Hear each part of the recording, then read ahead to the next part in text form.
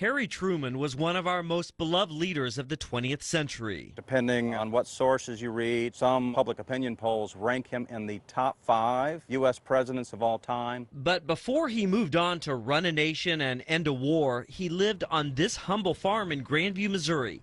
His grandparents built it in the 1860s. He lived here more than a decade, starting in 1906. These 11 years were pivotal in the development of his personality. A personality of working hard. Living out here on this farm and having to deal with all the hardships and obstacles that came up, it seems like daily, well, he quickly learned his common sense. 22-year-old Harry had to mature because so much work was expected of him out on the farm. Up at 5 a.m., feeding the livestock, coming in to help fix breakfast for the hired hands, and then he would go out into the fields to work in the fields for the remainder of the day. Life on the farm wasn't easy. Harry had come from a comfortable life in the city. He had to give up his privacy. He's sharing this house with all his family members. His room itself was shared by, well, typically 2 or 3 other people. And again, there was no electricity or running water inside the house. In fact, a late-night trip to the outhouse caused him the most pain, literally. On a dark evening, he steps out here and runs headlong into the pump. The next morning, sure enough, he came out here and painted it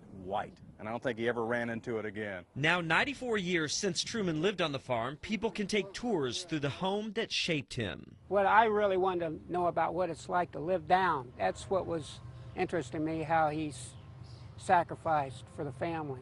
How families have to stick together to survive. The incredible history of Harry Truman's hardships in Grandview are just another reason we are proud to call it home. Chris Hernandez, NBC Action News.